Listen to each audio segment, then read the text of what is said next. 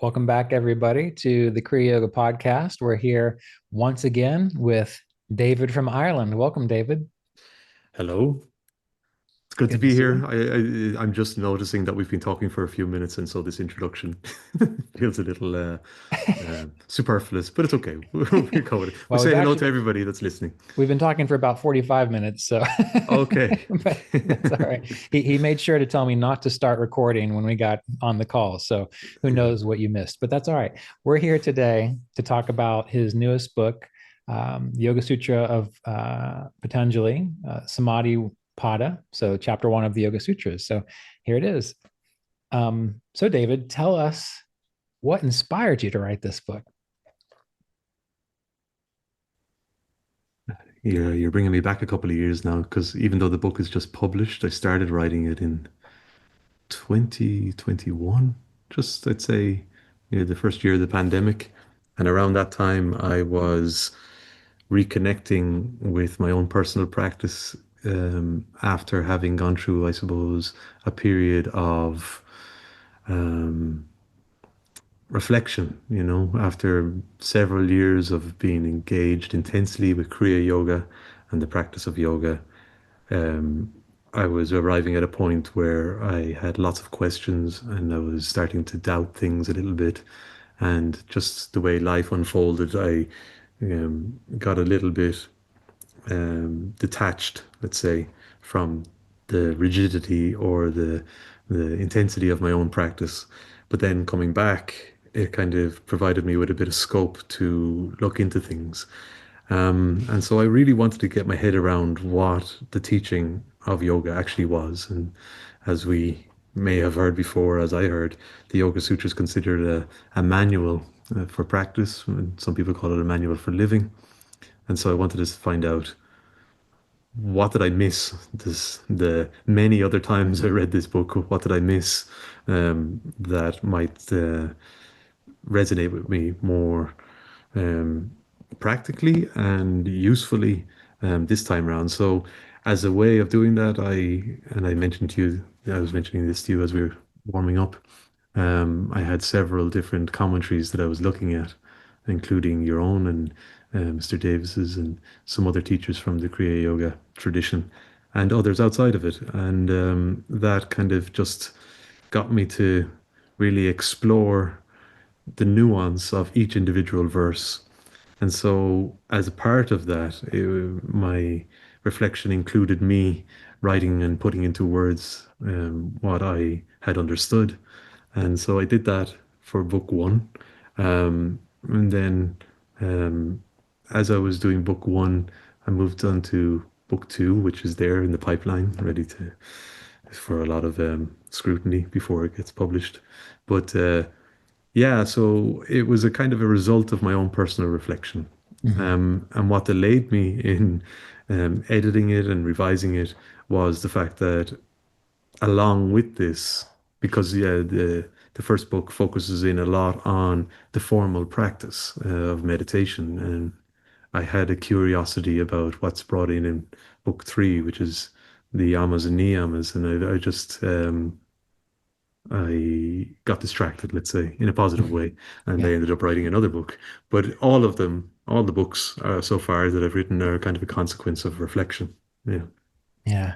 I think it might have something a little more, there might be a little more going on than just that. And I was told by a woman, a student of Mr. Davis's, who was very close to him, that before he passed, he had on his agenda to go back and do a deep dive into the Yoga Sutras. And she had sent me like a copy of all the books he had laid out that he was going to use to go into that. And I think he was going to call it like the essence or the essential something of yoga.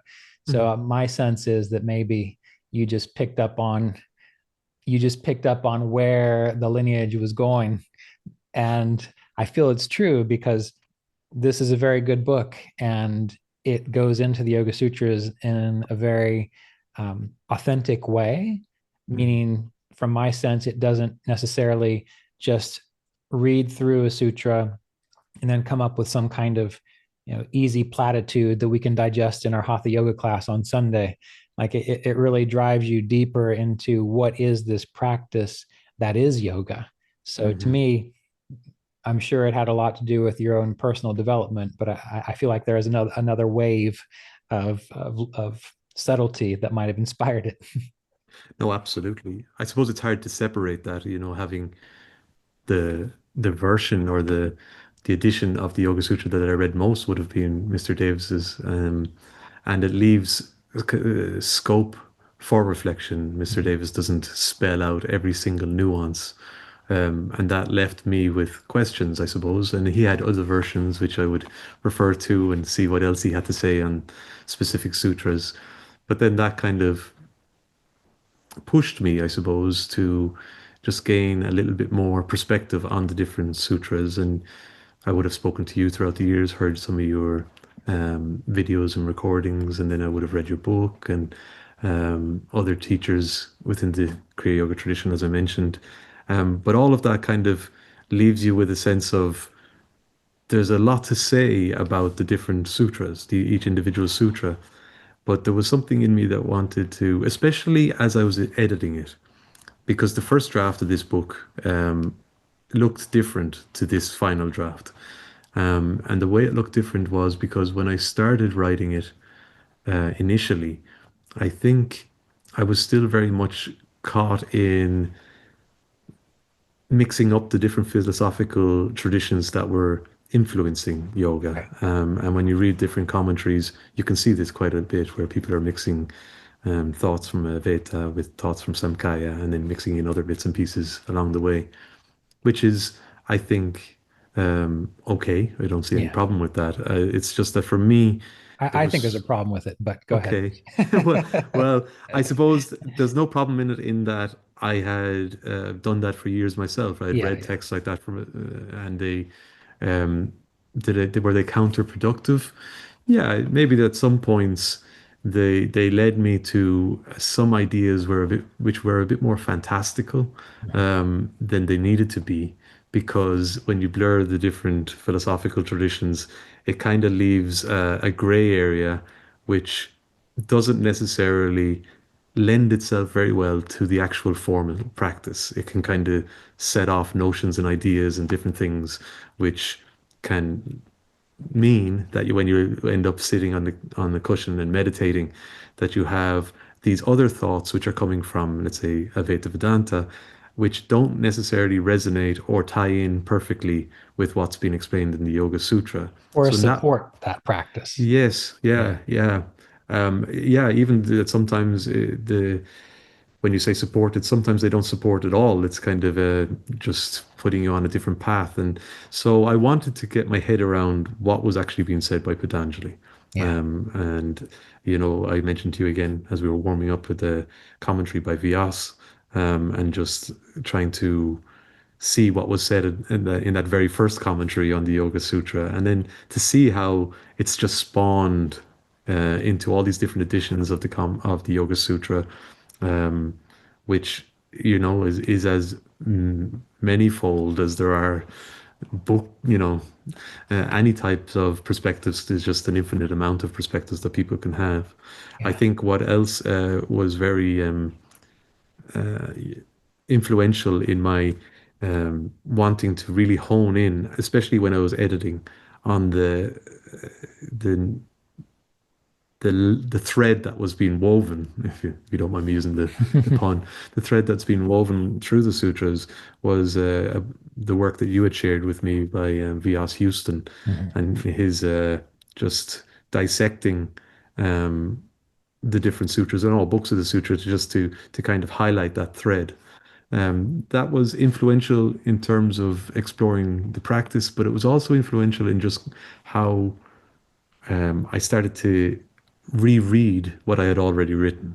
I started to reread it from the point of view of, the words are important, and they are Sanskrit words, and they've been translated. And then when they're translated in different ways, and just in the translation alone, there's nuance. And then with that nuance, there can be a kind of an ability to go down different paths. but it's just to ensure, is the path I'm going down still in keeping with the overriding um, essence of Samkhya, because that's what it's based on. So yeah, that was with me as I was writing it. Yeah. And one of the wonderful things you do in the book, and this is on chapter one, the chapter on samadhi. And oftentimes when we go through the Yoga Sutras, or you hear people going through the Yoga Sutras, it's described as what really is the practice of yoga about. Well, it's about samadhi, but oftentimes the chapter isn't really engaged in the sense of, well, what are the activities that can help you actually understand what that is? And I Mm. think it's really nice what you did in this book, where you have these exercises at the end of certain sutras where you can go into a contemplation and say, maybe there's some words here that you could interpret in different ways, but by going through the actual exercise, you gain a direct experience of what was intended. Mm. And therefore, those exercises are great because they move you away from sort of the speculation of what is it about to a direct experience of, oh, this is what Patanjali was talking about. Yeah. Yes, I that's very think helpful. I think the exercise part, again, in the first draft, there was no exercises. But while I was writing the first draft, I was also, I suppose, at the preliminary stages of writing The Yogi's Way, the Mhm. book on the yamas and niyamas, which is just full of exercises. Um, and around that time, I suppose, to give your listeners a bit of insight, I was engaging with other people's um, guidance and offerings. Um, and I was reading a commentary by Swami J. That's his full title. I'm not sure if I can remember it actually, Janinda. I'm not sure, but he goes by Swami J, and he has his platform swamij.com. And I was looking at some of his commentary, and sometimes he would put in very explicit but user-friendly ways to reflect. And so, as a consequence of putting in the exercises for the yamas and niyamas, I thought, when I went back to editing the book one, I thought, this is fine and all, but it's very easy to go from reading one commentary, finish it, and just go on to the next sutra. Right. There's no interval that really nudges the reader into actually reflecting on it. Mhm. And it's the reflecting on it that we have heard about from Yogananda in his autobiography of a yogi, where Sri Yukteswar would talk about one, or maybe give one of the verses, and then they'd sit there in silence, and then after a certain period of silence, they would be invited to share what their insights were. But so it's very easy to read a book from cover to cover. I wanted people to pause after each sutra and then to find an exercise that was relevant to what was being said in that specific sutra. Um, I'm glad that you found some of the meditation exercises useful, because book one offers, it's almost like, I think when I started out meditating, I got a book that said, it was like meditation practices, or it was just one of these books that had like several different meditation techniques and kind of laid out the basis of meditation practice. And in some ways, book one, it does that. It offers several different ways of meditating and explains the different um, aspects to it, and how it can be beneficial. And so, in terms of temperaments that come to meditation, not everybody will align with a certain practice or not. So, Patanjali really provides a range of different ways to go about it. So, I wanted to not just talk about it, I wanted people to kind of sit down and do it. And Yeah. yeah. Yeah. And for example, one of the first exercises I really enjoyed was with Sutra 4. And in my copy, it's on page 28. And in the exercise, you give away of, I know this is adapted from Swami Ganesh Vara Bharati, but you give away to focus on these internal principles. In Sankhya, we have the Antakarana, which is said to be related to buddhi, to manas, to chitta, to ahankara, or the intellect principle, the sense of being an I, and the thinking principle, and those kinds of things. And one of the difficulties with Sankhya and this yoga process is they become sort of like these ancient words Mm. that are neat to know about and to have a definition for. But I think what's been lost a lot is the fact that these words, these ideas, they are aspects of our reality.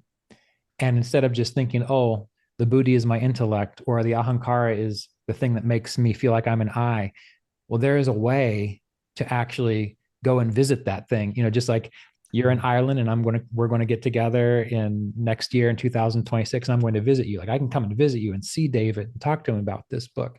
Whereas Mm. before, if you were just a person that I could never talk to, I could never meet, it'd be nice to know that someone wrote a book about it, but it doesn't have the same kind of impact as interacting with the person. And so Yeah. in this exercise, just to kind of bring it back around, I think what's beautiful is that you introduce a way of, oh, this is how you see your manas or your sense mind. This is how you recognize the ego maker, which filters your experiences. This is how you notice when the buddhi or the intellect is actually happening. So it's pointing out, it's giving a way to directly acknowledge this part of you Yeah. that before might have just been an ancient Sanskrit word that you read about in the Yoga Sutras, but you didn't have anything really to connect it with. Yeah. It's funny. On a lighter level, what came into my mind, your analogy was sophisticated and very good. What came into my mind was, those games for infants where they have to put the shape into the hole. Yeah. It's kind of, I suppose manas being square and chitta being triangle, and to think of each one as a shape. When we think of our thought processes, it's kind of like they're just thoughts, or there's just these workings going on. There's functionings happening in relative to our experience of being. But then if we were to ask, well, which hole, which shape do they go into? It causes us to stop. It causes us to think, well, I think I know what's going on. Right. But then when you're asked to actually categorize it, not because it's going to change your experience well, it's not going to, it's an exercise in being able to differentiate the different aspects, the different functionings which are taking place, Right. which then lends itself to being able to train the mind and train the relationship with the mind. But when we're asked to do it, it slows us down because the experience is so visceral and so immediate, and the feedback loop of a thought and the reaction and the whole experience is just endlessly churning and turning itself over. That to say, hang on a second, can you just categorize those? It just slows you right down. Right. Right. Mm, Yeah. Yeah. mm. And when you were putting this together, um, how did it how did the putting of it together affect your own practice, or did it have an effect on your own practice? Like the understanding that you developed Yeah, by just exploring this. yeah. Well, this is hard to really convey, I suppose, because as your listeners might know, sometimes engaging with certain teachings and practices, it doesn't necessarily occur in isolation. There's you maybe other things going on, whether in lived life experience or in terms of paralleling one teaching with another teaching. And maybe some of your listeners know that I work with as a psychoanalytical psychotherapist. So I had started writing this book before that formation. Mm. So at that time, yoga for me was a happy blend of Samkhya philosophy and Advaita Vedanta. Um, You almost got all that out of your book. yeah. What do you mean? There's a few places where it trickles in. So I said there's about Yes. 2% here where I thought to myself, oh. Yeah, I put a cautionary warning at the beginning. It said I left in some words such as oneness and different things just to, you know, it's interesting, I think, and I'm kind of going off the point here a little bit, but that those words like oneness and absolute reality and different things, it's not necessarily in line with what Samkhya is talking about with Purusha and the sense of um, unfragmented pure consciousness. But it's hard because my whole receiving of this teaching was those two blended A together, mixture. Yeah. a mixture. Yeah. And so when somebody's reading it, um, I wanted to leave in those words just because they do have a nuance to them. Mhm. Because the book is quite, it adheres quite tightly to the philosophy of Samkhya. So then when you come across a word that doesn't necessarily align to that framework, um, especially in keeping with the book's format, it kind of throws you off a little bit. Yeah. And then that will, I thought, well, if I keep the word oneness in there, people are going to ask, well, what does that actually mean now in relation to everything else that's just been said? And in Right. that way, it kind of, the jolting that I experienced in trying to pull apart Sankhya from Advaita Vedanta and tantric ideas, to pull them all apart, um, is that I just wanted to create a little bit of something for the reader with that Yeah. because yeah. Well, it was fascinating because I know we had talked about this uh, maybe a couple weeks ago when we ended up Mm, having that 2 hour conversation, and we had talked about this issue of Sankhya, Advaita Vedanta, and Tantra, and so on. And what was great was I was listening to, just not long after that, I just happened to be listening to a recording from Swami Veda Bharati on hmm the sutras, who is a brother student of Swami Jay. You know, uh-huh. they're both students of Swami Rama.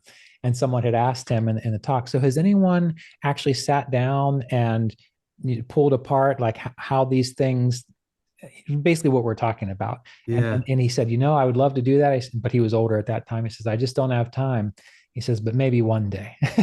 So yeah, I think it's an important thing to know about as a potential just situation, yeah, and to think about it, when we started talking more about the Yoga Sutras, I did go back through my commentary on the sutras, and I did do my best to change it to straight Sankhya, yeah. because like studying with Roy, it was very precise, but still there were these sort of threads of Mm. other philosophies flowing through.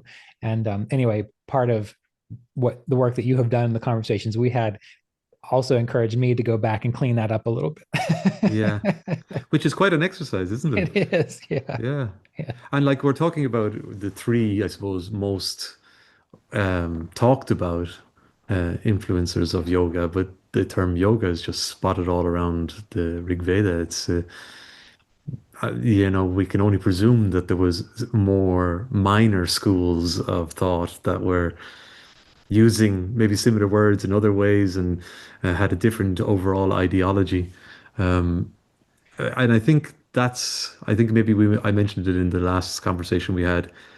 It's like when you write it from the Samkhya point of view, it creates something clean and it helps you to kind of get a sense of what Patanjali, what his objective was, right, what it was about, what the aim of putting together a book of sutras on yoga, which was superimposed on Samkhya philosophy.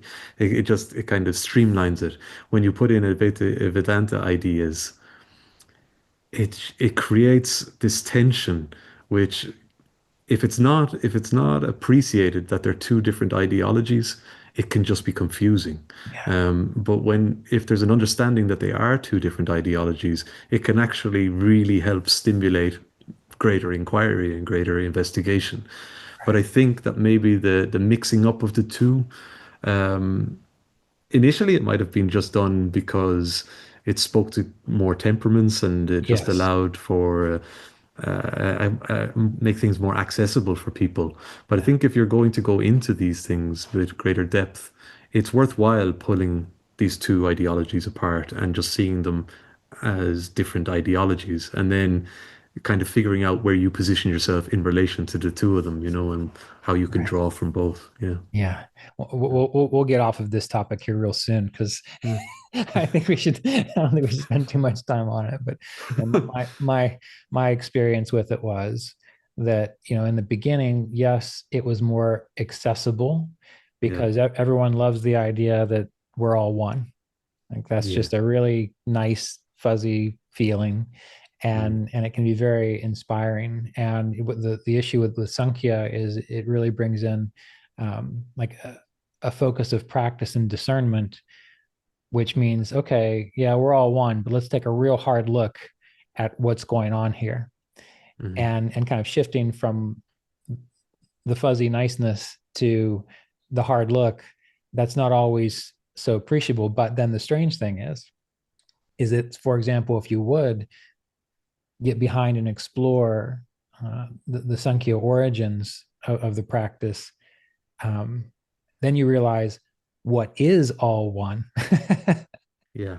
Like that's Yeah. a difference. Like that statement, it's all one. Well, that's an accurate statement because everything that exists is all one, Hmm. right? But then, well, I think we're going too far. Maybe we need to return back to the Well, book. well, I suppose there's a paradox in it, and I think that's where the beauty lies. Because, when you come to this teaching, and even if you just come to my book, which is just focusing more in on the Samkhya underworkings, the essence of it. Which I wholeheartedly support, just to let everyone know again. uh, I could see that when you didn't want to bridge the two together too much. Yeah. Um, but even when you come to it, um, the paradox has kind of revealed itself in in certain ways. Like I see if I can kind of spell this out, but it's within Samkhya you've got the Purusha and the Prakriti, and now we're talking about oneness. So there's a whole way that that can be explained Mhm. to enforce this idea, this concept of oneness. From Advaita Vedanta, they can enforce the idea of oneness in another way. Um, People in modern pop psychology or pop spirituality, they might do it in another way. So the idea of oneness is a very, as you say, enticing, attractive idea, and also almost in some ways fantastical. Um, it's just reminding me here in a very kind of, well, in my mind, funny way. I don't know if you guys had Play-Doh or what we call Yeah, yeah, mala yeah. here. It's kind of like, is that What do what you human call it? beings are? Mala. Mala. Okay. If are we all just mala, where we all just go together, and then that's the oneness? Like the concept of oneness, it can be talked about very kind of like we all know what we're talking about, but to the nuance of it is very demanding. It's very intricate, and it can't actually be spelled out with words. So Yeah. Patanjali's tried to do the best he can to provide a means to access it and Right. experience it. But it's interesting because the way he does it is the opposite. He does it by creating two, and it's kind of counterintuitive, but it's great because it prevents people from thinking they've got to figure it out before they've got to figure it out. Uh, Yes. yeah, and Yeah. it's challenging because you're reading it, and especially when I read over the edited version of this book compared to the first draft, it's kind of there's this idea of duality which is being pronounced and reiterated the whole way through the book, and we're talking, and then every now and then this word oneness comes up, and it's kind of trying to make sense of that. But like you say, it does get to a point when oneness is appreciated and accessed and experienced, but it's not the oneness in the way that we can talk about it, Right. from our conceptualized point of view. Yeah. Yeah. Yeah. I mean, those are great points, and I really appreciate you restating that what Patanjali is doing is giving you a way to get to the place to see it for yourself Mm. instead of letting it just be this sort of abstract philosophy that you can think about. Like Mm. it gives you a capacity to like know it, to feel it, to experience it. And going just a little bit further on the whole oneness and non-duality duality aspect. um, Another example could be, it's like people say you should love everyone. Okay, well, you should love everyone. But what's actually a really wonderful way to figure out what true, deep, profound love is? Commit to one person. Mhm. You don't be who's just going around, loving everyone. Like Mhm. you learn the depth of what love really is by focusing in and focusing on one particular form of love. Yeah. And this might be going way beyond what we wanted to go into today, but even in my own thoughts, the more it's become more and more apparent that the focusing in on one thing in all ways is the transformational bit. Focus in on one tradition, focus in on one path. Realize that yes, there might be 100 other people out there, 100 other paths, 100 other teachers, but if you're able to find one route that you can really invest your energy and your focus into, at the end of it all, that is going to reveal to you the greater concept of universal love. Hmm. That brings to mind to me the verse 12 in book one, the two components that guarantee success in yoga. Like there's loads of different approaches, there's loads of different techniques, there's different nuance within different traditions, all of that. But the two things are you stay with your practice and you just let go of expecting results as a Yeah. consequence of engaging. But it's not talking about going to different traditions and trying out there. It's like you stay with your practice, stay committed to your practice, Mhm. and continue it. Um, so it kind of reflects back what you're saying, the Yeah. benefit of sticking to one. Because it's Well, not just a practice, there's an ideology in it too. And I think that's kind of the maybe the part that people can get fixed on is the ideology rather than the practice. mhm. But within yoga, the ideology is informing the practice. Within Samkhya, it's the ideology, and there's not really much talk about the practice. But yoga comes along and it gives us a practice to based on this ideology. Um, but if we overemphasize the ideology, we're dealing in concepts and models and ideas. What yoga is saying is we have this, well, Samkhya, what Yoga Sutras is saying is we have this ideology offered through Samkhya. We're going to use that ideology to create this framework of practice. And this is how it works systematically. Advaita Vedanta is not using that ideology, it's using a different ideology. And then the practices that come with it will be different. But there's no Yoga Sutra of Advaita Vedanta. There's no systematic approach laid out that I know of Right. that is as kind of neatly presented as the Yoga Sutra Mhm. for Advaita Vedanta. So if we think of ideology, then if people are writing a book, it's nice to include all the different ideologies, Samkhya, Advaita Vedanta, whatever other ones might appeal.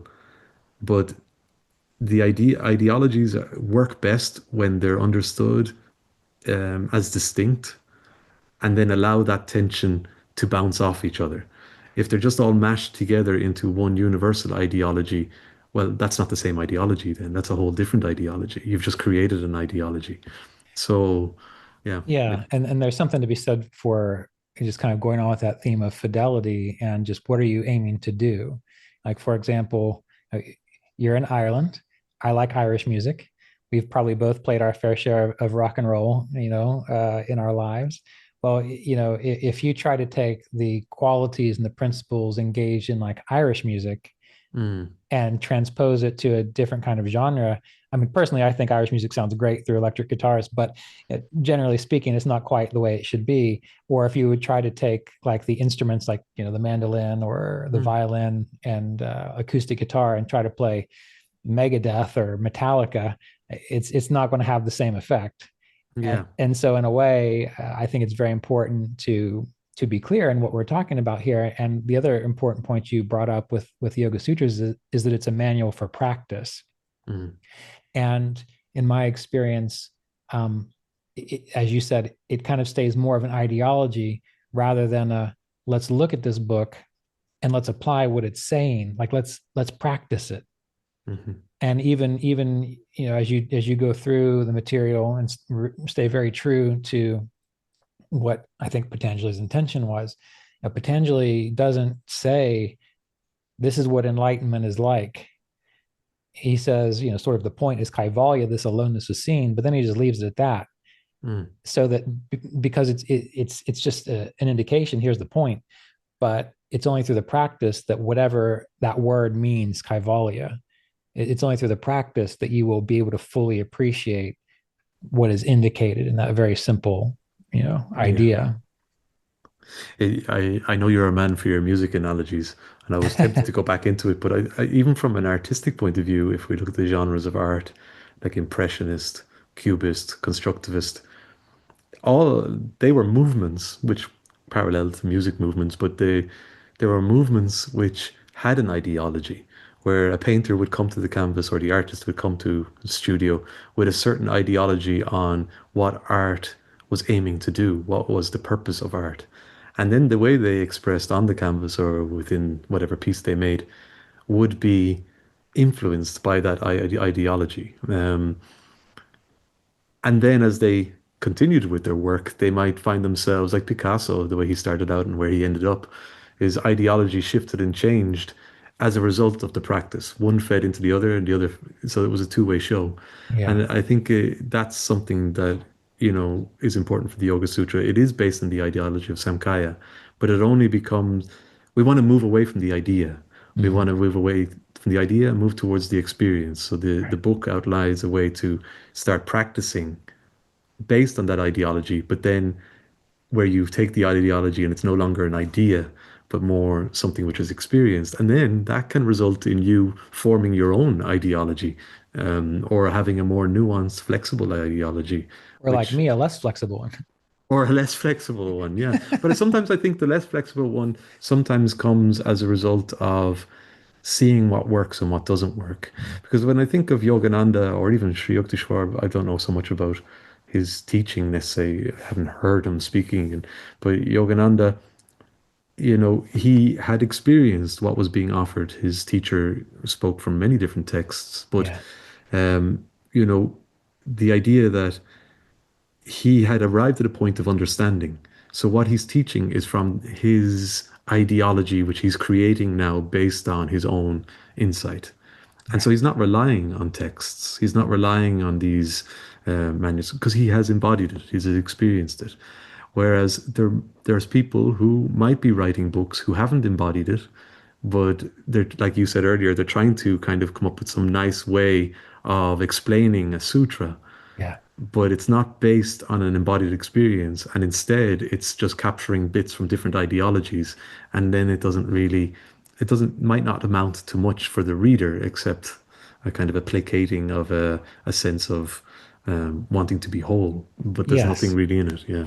And there's a lot of those available. But Mm. thinking of Sutra 20 here, we're talking about ideology, but we're also Mm. talking about practice. And in Sutra 20, this is where Patanjali says that higher samadhi is attained by unconditional trust, diligent practice, recollection of previous learnings, concentrated meditation, wise discrimination. And the exercise that you have is more reflecting. Do you trust Mm. the teachings offered through yoga? Are you continuously practicing abidance to self? So it's more reflections. And I think that's extremely important because not all exercises have to be sit down and plug up one nostril as you breathe in through the other nostril. Sometimes the practice is what you are describing here. It's actually truly sitting down and asking yourself, these teachings, do I have unconditional trust for them? And then the other Mhm. side of that is this, if I would have, well, when I was younger, you read this and I'm in my 20s and I was raised in a Western culture and I was raised in a church that I didn't particularly think had a whole lot of, wasn't really contributing much depth spiritually. And so I had some trust issues when it came to spirituality. So if I would come to this and I would say, okay, to experience higher samadhi, I have to have unconditional trust. Well, from my experience, and yours probably now too, you understand why that's important. Mhm. But what is a way that when we come to say Sutra 20, like what is our practice like there in the way that we have to face that reality that maybe this is a true statement, but Mhm. also reconciling that we ourselves might have trust issues, you know? Yeah. There's a couple of variables at play there because when you're talking about it, you were saying first of all that the it doesn't always have to be plugging in your nose, that the reflective practices in and of themselves are useful. And I think that comes back to the ideology. Okay, there's a couple of variables to see if I can um, pace it out in my own head. But uh, the ideology is presented. Okay, we might have a bit of a time trying to get our head around what the ideology is, but we do our best. But what we're accepting is that the ideology and the framework which is offered through yoga, which is based on the ideology, that framework is sound. That we're just accepting that it's sound, it works, and it's verifiable. And so we come with that idea, and then through meditation, we might have doubts and different things, but when we reflect, when we get our journal out and we're writing, or we're just sitting with thoughts about the whole thing, we can start to get a sense of our own relationship to the ideology, to the practice. So where in our meditation practice, we don't really want that to be going on. We want to just get on with the practice, but it's nice to give space to see how we're relating to the ideology and the practice from a thinking out point of view, from a conceptual point of view. But then there's another thing that happens where the ideology itself isn't the final result. It's not the Cavallia. It's just the framework. And the practice which has been outlined are stepping stones to kind of guide you along to be able to access it. But there comes a point when the reflection will start to reveal some of that to you, depending where you are in your practice. And then your relationship to the ideology and the practice starts to shift in gear. And then that idea of trusting in the teachings, it starts to get a little bit more nuanced, because you were talking about some people having trust issues. Like when we come, we're very much coming from the point of view of, I'm this identity. This is what I believe. This is what I don't believe. These are my cultural influencers. These are things that I stay away from, all of this kind of stuff. So we have all of that, which we can say those identifications are fundamentally what are forming our sense of ego self. And so when we come with this, we're full of ego. And then as we're working through it, the idea of trusting, we might just be repulsed by it and say we're not doing this. But if we're working through it, what we're essentially doing is we're trying to work through those identifications. We're trying to dissolve them, kind of weaken them, neutralize their potency so that we're not being defined by these ego identifications. But then what that will mean is, for some people, when they come to yoga, it's all about the ideology and how fantastic it is. And then they become maybe semi-fanatical and become preachery about the practice they're doing and how good it is and the ideology and how everybody else is doing the wrong thing. But that's all ego. So through this reflecting, the ideology starts to it itself starts to be questioned, but that can only be done reliably after having engaged in the practice. And so we were talking earlier about it being a two-way show. The ideology feeds the practice feeds the ideology. I think that kind of discourse between those two things is essential. But when somebody comes and if they're just off the cuff and they read this and they just throw it out, well, they're probably better off throwing it out because it's otherwise, there's going to be something in it that they'll find attractive with they'll find themselves attracted to it, either the ideology or the practice. But if it's just something that throws them off right off, it might take them a year or two to pick up the book and look at it a bit differently. Ah, I see what you're saying. So you're saying that, like, for example, if someone's reading through this and it comes up with this idea of unconditional trust and Yeah.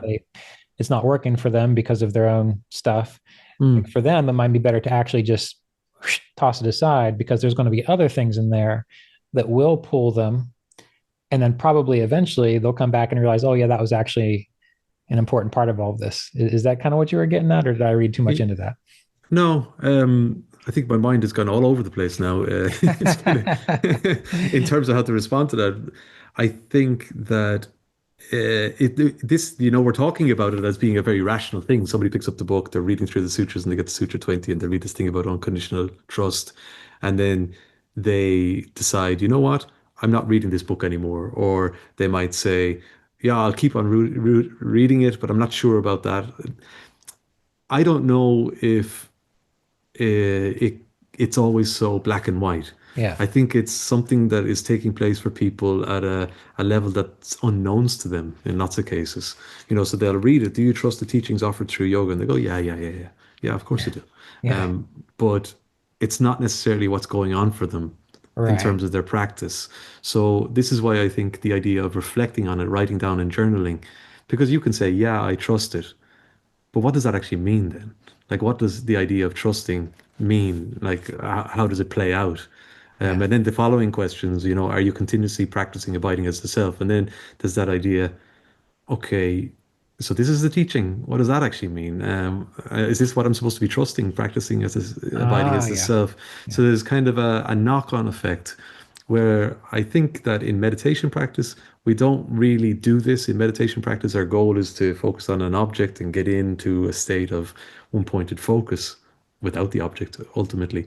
But in this, we're using words and we're applying our thoughts to kind of understand our position and our perspective. And it's very easy to dismiss this as Yeah. being just a little reflective exercise. But if we allow ourselves to write pages on this, there's something that can come out that we might just try and suppress Mm. or remove, or in our meditation practice, we just shunt to the side. But it's actually hugely um, influential on our whole experience. Um, Yeah. Yeah. And I yeah. think that's, partially what I was kind of aiming for there was the idea that, even though these practices are reflect upon reflect upon these questions, well, that is the practice, because Mm, by going through and reflecting on the questions, something is moving inside you. Some subtler layers are becoming more available to you, or more accessible, or if there's some kind of resistance, you might start brushing up against it and see where there is that resistance. And yeah. that has to happen. Like, it's not, like I said, it's not all just sit down and do alternate nostril breathing. Like, Yeah. there's a whole inner process going on. You're reminding me in your book, which you published some years back, A Course in Tranquility.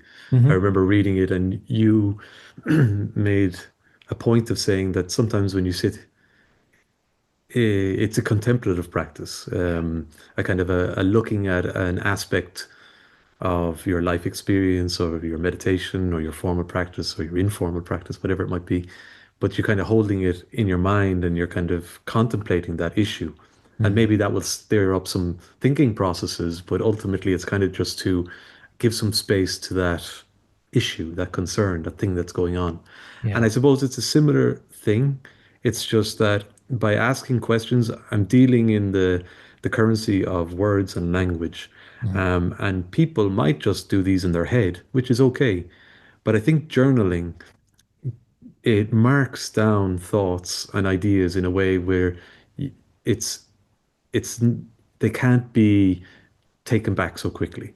It's Right. kind of it's spelled out, and I think people doing that, then it's not that they have to go back and read it months from, or years down the road. It's just that in the actual putting the pen on the paper and marking it out, it's not as good as, but almost as good as speaking with a teacher and having the discussion where the teacher has heard your every word and the Right. teacher is now looking at you based on what you've just said.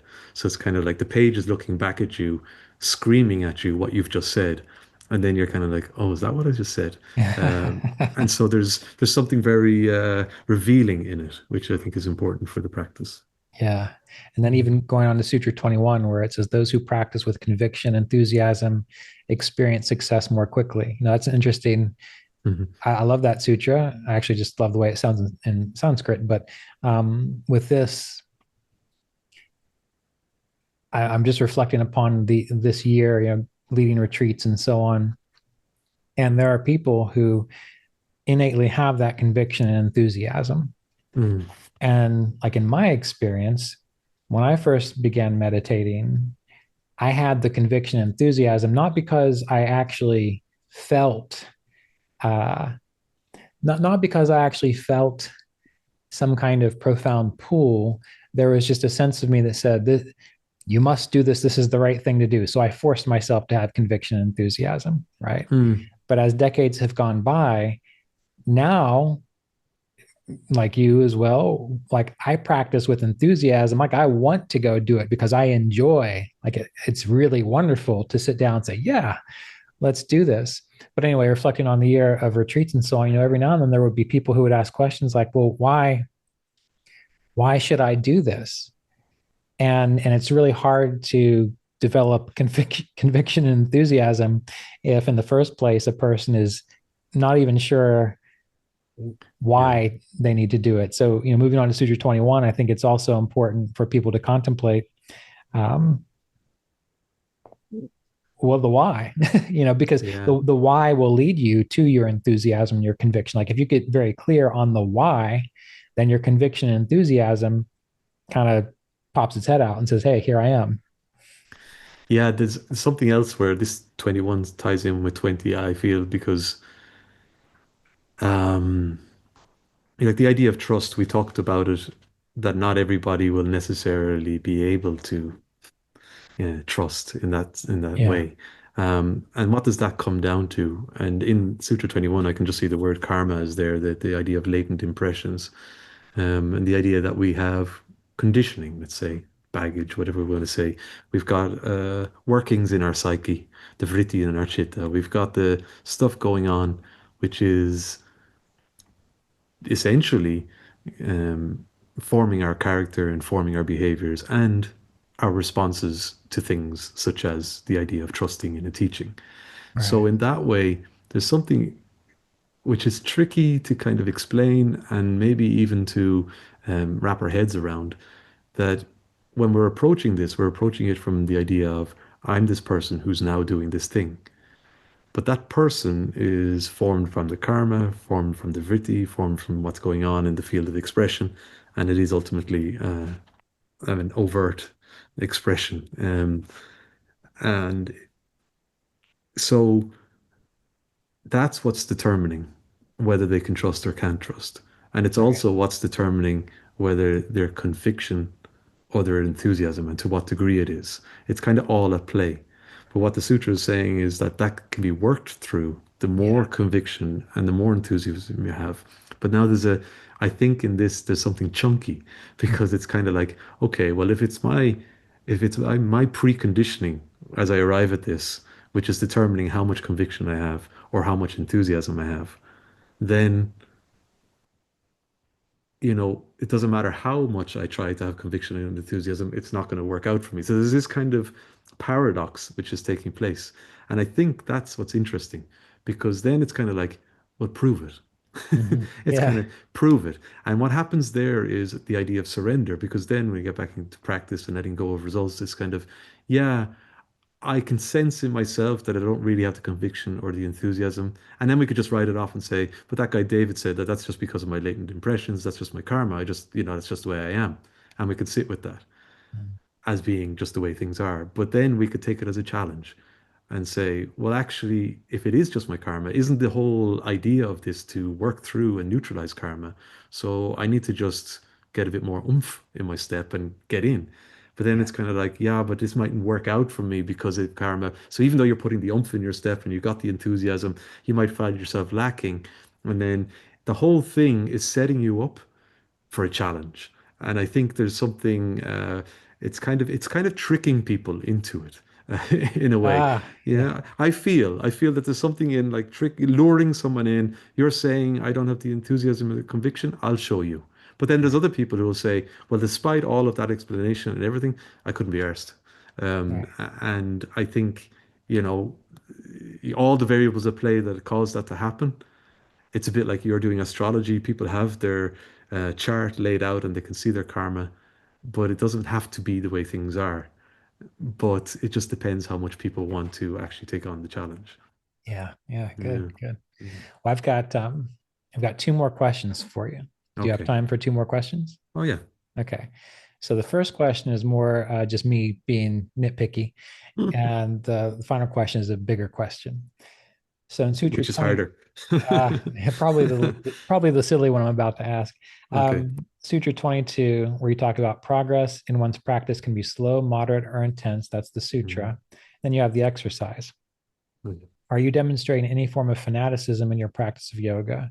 Are you overly obsessive in how you engage with the practice or integrate it into your life? And then you ask, are you holding on to superstitious or irrational ideas regarding your formal and informal practice? Okay, let me reread that.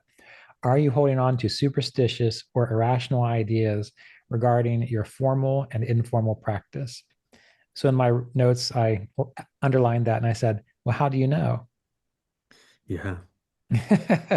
Well, I suppose, I'm going to be very flippant here and say, well, how do you know anything? It's kind of, as in, I think when we think of yoga, and the word that yoga screams to me is inquiry.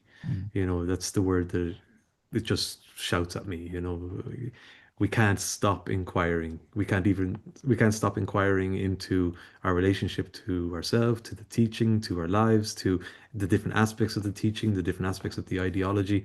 And so it's about inquiry. So if you get a question, are you holding on to superstitious or irrational ideas? Okay, if we're in a group, there'll be different opinions on what that means. But if you're sitting at home with your own practice and maybe you read this question, and you're kind of like, well, what does that mean? Like, I don't care about walking under ladders, and I don't think, that there's some Santa Claus guy that's going to help me out with everything. Is that what they mean? And then you might get that the first time round. But that's the thing. And I suppose this is why people say to read the sutras over and over, but any text over and over will provide different insights at different times. Yeah. And I know for me, if somebody had said to me, are you holding on to superstitious or irrational ideas? When I was in the middle of my, let's say, after about 10 years or maybe 7 years after initiation, maybe I would have said, no, of course not. But when I look back now, some of my ideas are very irrational. Um, so it's not always easy to see these things, but it's worthwhile asking the question. So And it might be that at this point in time you're going to say no, but then if you continue practicing after a few years, you might look back and you'll recognize, oh yeah, maybe there were a few of those which could potentially give you insight that maybe even now there could be something going on. yeah, it would work in that way, but I think it would also work in what Yogananda talked about, planting seeds. Because maybe then when you're sitting down to meditate and you're kind of, I don't know, doing your initial whatever you do at the start of your formal meditation practice and you're saying things and all of a sudden it pops into your head, is this an irrational idea? Mm. Like, is this a superstition? Like, am I just talking to the gurus because I think that they're going to come down and put their hand on my shoulder? Like, is there something it can provoke a samskara. It can maybe plant a samskara, which is going to work to create a tension with the other samskaras, which are well embedded. Um, so it's kind of putting an idea into someone's mind or a question in someone's mind, which they might write off, but which will do a little bit of working there in the background, especially if they're staying with the whole practice. Um, and I suppose that's the challenge in all of this. You hear people and they go to retreats and they go to talks and they say, wow, it felt like he was speaking to me. Mhm. And then like 10 people say that, but they all say it for different reasons. I think it's very hard to capture just how much things can resonate with us r- based on the complexity of the variables of our own inner workings. And so this exercise, maybe for one practitioner, it's kind of like, yeah, I don't really see the point of this question. Maybe I won't do this one today. But Mhm. maybe somebody else will go, yeah, I don't think I'm really that superstitious, but that's interesting. So I think it's just like that. I think the question is relevant. I think it's Yeah. useful and I think it stands. But as you say, it's not always easy to determine how somebody's going to actually engage with it. Yeah. Yeah. Yeah. Mhm. Yeah. Good. Good. Yeah. It So was a good overall, question. thank you. It was. I would love to talk to you probably a lot about this book, but we only have a little bit of time, and I want to make sure everyone just goes and reads the book. Um, Mhm. so I'm not going to go too much into some of the other sutras, but you do cover them very well. You wrote one whole book on the first of four parts of the Yoga Sutras. And Yeah. when I was younger, when I would see those, I'd think to myself, well, how can you just write like on one chapter of the Yoga Sutras? You have to have them all in there to give context. And of course, I learned that Mhm. in my own effort to write the Yoga Sutras, that just turned into a very um, basic introduction to the sutras, which I think is fine. Mhm. Um, but what I'm trying to get at here is with this book, it's the first of four parts of the Yoga Sutras, and I feel it's very important to understand what is in here before grasping the Mhm. rest of it. Uh, how would you say? How would you say that what is in chapter one of the Yoga Sutras again? the content of your book, how would you say that that serves as the foundation? Why is it so important to really get this Mm. before trying to even grasp a lot of the other material, like in chapter 2 and 3, and probably not 4, but chapter 2 and 3 and so on of the sutras? Yeah. Well, it's kind of got the whole essence of the teaching. And we were talking about Samkhya philosophy. Like the whole objective of mm, uncovering the Purusha, that is very succinctly laid out in book one. And it's emphasized over and over again as being what we're at, what the game plan is. And I think that that is one of the most important things in book one is just regardless of how familiar we are with yoga or Samkhya, it's kind of just to rehash that as our objective. But also I was kind of toying around. In book one, there's a lot laid out which is extremely uh, useful. And I kind of did up an infographic. It's not anything I've published or anything, but it's you know, you've got yoga, chitta, vritti, nirodha. Okay, so then it's kind of like if we're to think of yoga as experiencing Purusha, and then we're breaking Prakriti down. Now, I don't want to go into the whole manifestation of the evolutes, but it's kind of like Patanjali, he lays out the definition, then he talks about them in relation to Prakriti and Purusha and the uncovering of Purusha. But he talks about Prakriti in relation to the forces which Prakriti is working by, the gunas. And then that's laid out in terms of how we experience the chitta through the buddhi and the ahamkara and the manas, and then what he does is he talks about, okay, well, you're experiencing those four aspects of mind. They're going, or four aspects which are contained, three aspects contained within chitta. It's those movements, vritti, which is being explained. He breaks down, and I'm just reading off a chart that I made up here because I think it's worthwhile for anybody to do, where he talks about how the ahamkara caused by avidya, how it's breaking, how basically the preferences of likes and dislikes, or the attraction and aversion, ultimately an attraction to existence and an aversion to non-existence. But then he talks about how the different vrittis play out and the different types of movements that take place. Then he talks about the obstacles that can occur as a consequence of these, and then he talks about the signs for us to be able to see these obstacles playing out. So he really lays out. I kind of gave an overview there, a real categorized understanding of how our experience of existing, of being within Prakriti, how it's all being played out. And he gives us a model which is very clear to understand. Now, when we're reading the text, we were introduced to it and it's helpful. And I've tried to bullet point them in the book. But what I found useful was to go back and then just draw up my own chart and see how these things actually play out. Because it's like he's got the macro lens and he just zooms in, zooms in, zooms in, zooms in. And in the second half of the book, he gets into different techniques that we can use to help regulate the different movements in the mind. But he at the end of the book, he talks about the different phases. And again, this is a kind of a categorization where he's talking about the different types of samadhi and samapati, and he Mm-hmm. just goes into that, and then he relates it back to the way that we see ourselves. Um, and what just came into my mind there is it's a little bit like, if we compare physics to quantum physics, it's kind of like this zooming in, and then there's this, okay, I understand it now, zoom all the way out. And then, okay, now can you see it? Now let's go in deeper. It's kind of this, he creates this kind of movement, a dynamic through the book where you're starting to get an appreciation for a model for understanding yourself, but then in understanding that model, a practice to be able to master the self or to master the functionings of the self so that you can experience being. Yeah. Yeah. And that, as you were talking, I don't know why this popped into my head, but it reminded me of an article I was reading on the guitarist Van Halen. Uh, okay. It's funny the And things that come into our mind. yeah, well, I mean, those who've listened to Van Halen know that he was just out of this world in his skills Yeah. and his ability to make amazing music. Hmm.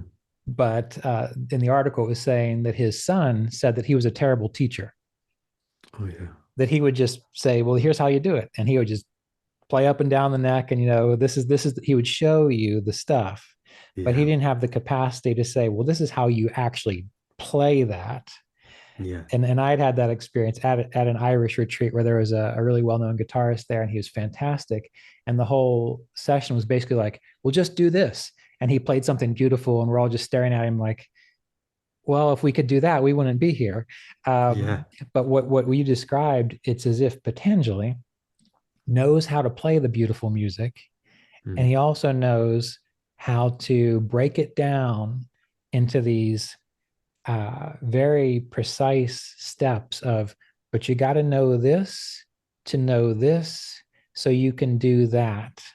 Hmm. and and I think that's what's beautiful about the whole thing. And your description, that's what it reminded me of, like a teacher who has the capacity to know and play and experience the music, but also if you listen and you're not just going to be overwhelmed by it's all one thing, you can say, well, how do we figure that out? And Hmm. potentially saying, well, here are the puzzle pieces and here are the steps, stick them together, and then you will see.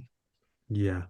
I Yeah. heard I read it somewhere, and I won't be able to give them credit, I'm not sure. Maybe it was something that's been well spoken, but it's kind of a new way of phrasing for me that the Yoga Sutra is a pedagogy. You Mm. know, it's the teach. It's almost like the syllabus. It's kind of based on the idea of Samkhya. It's the syllabus. Yeah. So it kind of goes back to what you're saying. Yeah. Yeah. Good. Yeah. Well, thank you for taking the time to pop in today and have a chat with me. I appreciate it. Yes, it's been a pleasure. Yeah, it's very Yeah. good.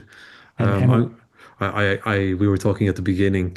If your listeners decide to buy the book, you're holding up the soft bound copy there, but I have a hard bound copy here, and I just want to see the difference in the visual quality of the front.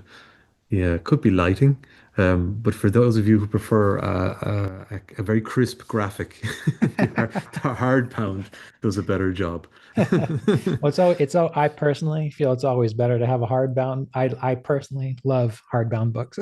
So I Yeah. suppose I should now have to get another copy.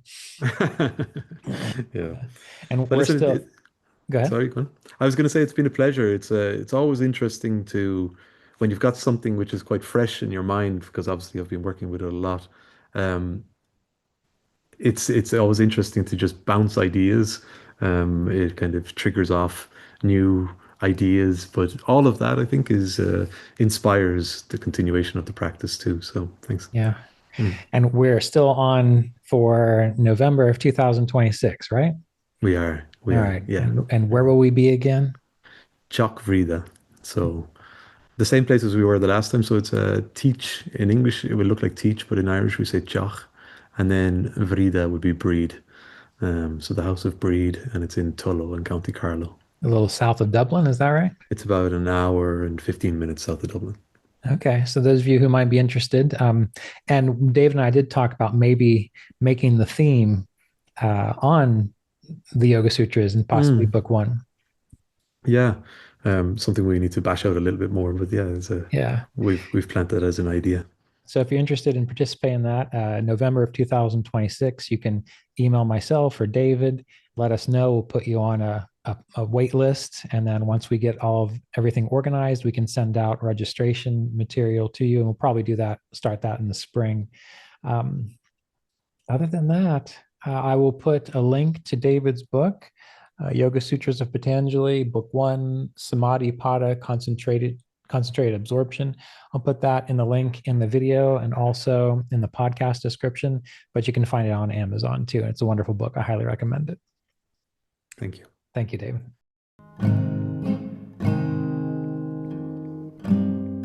Thank you for tuning into this episode of the Kriya Yoga Podcast. To learn more about Kriya Yoga meditation, you can visit us at kriyayogaonline.com, where you can find information about current book releases, online classes, and in-person retreats throughout the year. If you're interested in supporting this podcast, visit us at the Kriya Yoga Online Patreon community at patreon.com/Kriya Yoga.